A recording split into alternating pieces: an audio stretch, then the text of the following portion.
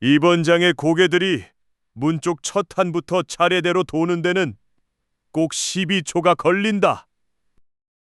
새벽 2시 40분. 보이지 않는 무언가가 병동을 가로질러 걸어가는 속도 그대로다. 나는 24시간 동물병원의 야간 근무자다.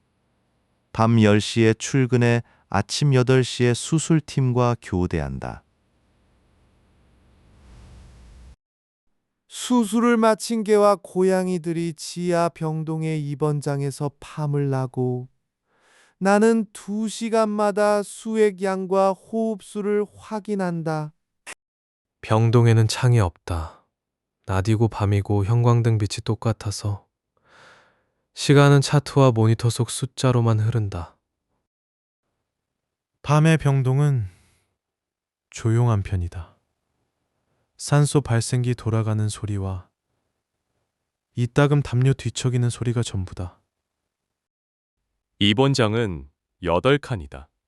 그중 맨 안쪽 한 칸은 환자가 아무리 밀려도 비워둔다.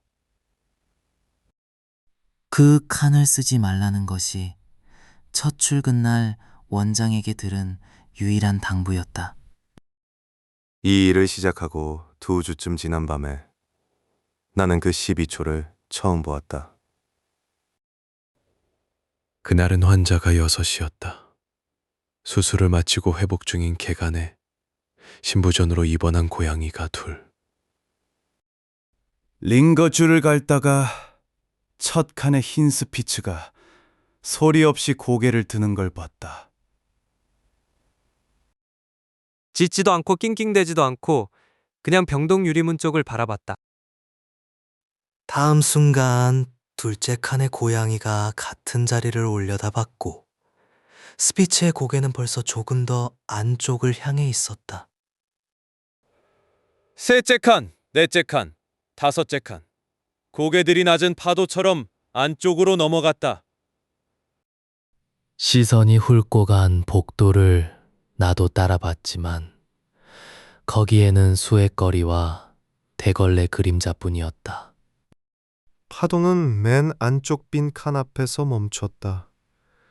8째, 아무도 없는 칸이다. 3초쯤 그대로 있다가 동물들은 아무 일 없었다는 듯 제 담요에 코를 묻었다. 처음에는 배관 소리려니 했다. 오래된 건물은 밤마다 물소리로 말을 걸어오니까. 다음날 밤 휴대전화에 초시계를 켜놓고 같은 자리에서 기다렸다. 2시 40분 정각에 첫 칸의 고개가 돌았고 빈칸 앞에서 파도가 멎기까지 꼭 12초였다. 그 다음 날도 12초. 비가 쏟아지던 날도, 환자가 3분이던 날도 어김없이 12초.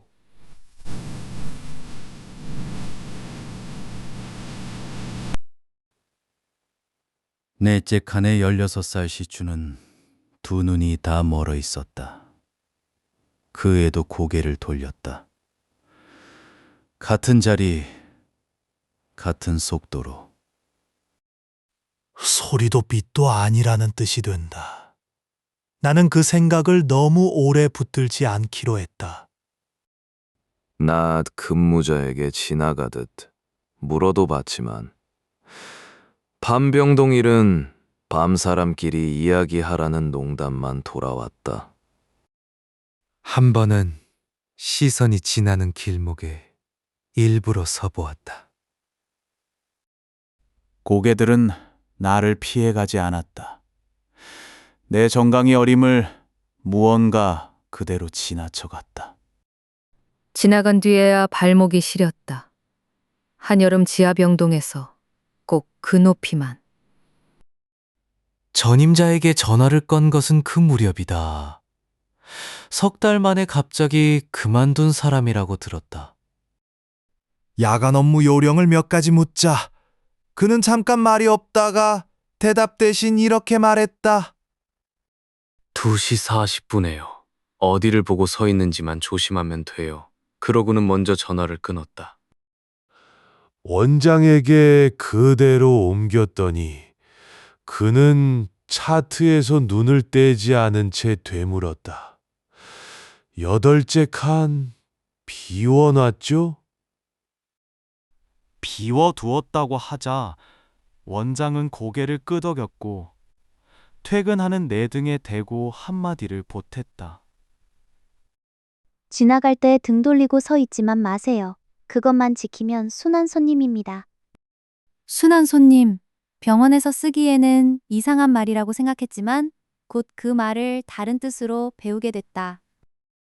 어느 밤 2시 40분. 나는 바닥 소독을 하느라 통로에 등을 지고 쪼그려 앉아 있었다.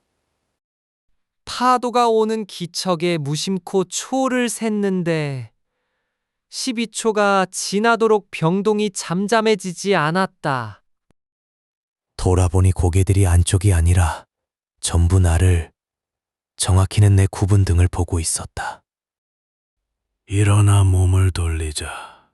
그제야 파도는 아무 일 없었다는 듯 안쪽으로 흘러갔다.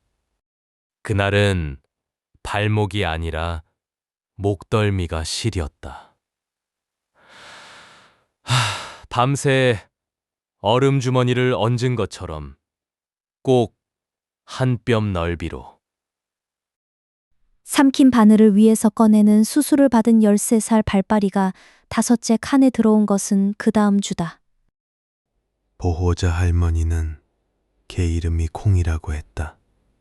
콩아 하고 부르면 꼬리끝만 겨우 움직이는 애였다.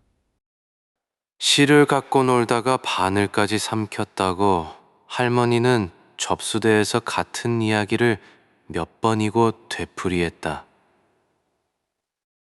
수술은 잘 끝났다고 들었는데 사흘째 밤부터 혈압이 내려앉기 시작했다. 당직 수의사가 처치를 하고 올라간 뒤 나는 콩이 칸 앞에 의자를 붙여놓고 밤을 났다. 그날 새벽에도 2시 40분은 어김없이 왔다. 차카, 둘째 칸, 셋째 칸까지는 여느 밤과 같았다. 눈먼 시추가 고개를 돌린 다음 파도가 거기서 멈췄다. 모든 시선이 5째 칸 앞, 잠든 콩이에게 모여 있었다. 모니터의 숫자가 한 칸 더 떨어졌다. 초를 셌다. 12초가 지나고 20초가 지나도 시선들은 흩어지지 않았다. 형광등이 가늘게 떨렸다. 바닥의 냉기가 의자 다리를 타고 무릎까지 올라왔다. 의자에서 일어났다. 등을 보이지 않도록 천천히 몸을 돌려 콩이 칸 앞을 막아섰다. 눈높이보다 조금 위, 아무것도 없는 허공에서 비 맞은 흙냄새가 났다. 무언가 숨을 고르는 간격이 느껴지는데 병동의 동물들은 하나같이 입을 다물고 있었다. 목덜미에 얹힌 공기가 조금씩 무거워졌다. 저울에 추를 하나씩 올리듯이. 나는 콩이의 이름을 속으로만 부르면서 12초보다 훨씬 긴 시간을 그 자리에서 버텼다. 이윽고 고개들이 한꺼번에 안쪽으로 돌았다. 빈칸 앞에서 잠깐 멈췄다가 담요 속으로 흩어졌다.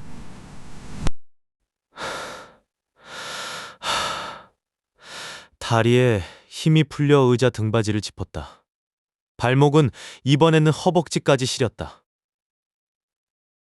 병동을 한 바퀴 돌며 칸마다 담요를 여며주는데 손이 좀처럼 말을 듣지 않았다. 콩이의 혈압은 아침 무렵 제자리를 찾았다. 일주일 뒤에는 제 발로 걸어서 퇴원했다. 퇴원하는 날, 콩이는 이동장 안에서 병동 안쪽을 한번 오래 돌아봤다. 원장은 차트를 넘기며 말했다. 막은 게 아니라 미룬 겁니다. 그러고는 한 장을 더 넘기고 낮게 덧붙였다. 그이는 순서 바뀌는 걸 싫어해요. 다음에는 그냥 두세요.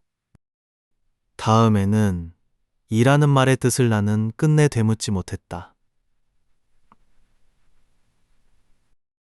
그 뒤로도 2시 40분의 파도는 하루도 거르지 않는다. 나는 이제 그 시간이면 병동 가운데로 나와 지나가는 쪽을 마주본 채 길을 비켜준다. 동물들은 여전히 파도처럼 고개를 넘기고 나는 12번의 초침 소리에 맞춰 숨을 고른다. 아침에 보면 빈칸에 잠금쇠가 반 바퀴 돌아가 있는 날이 있지만 세어두는 것은 그만두었다.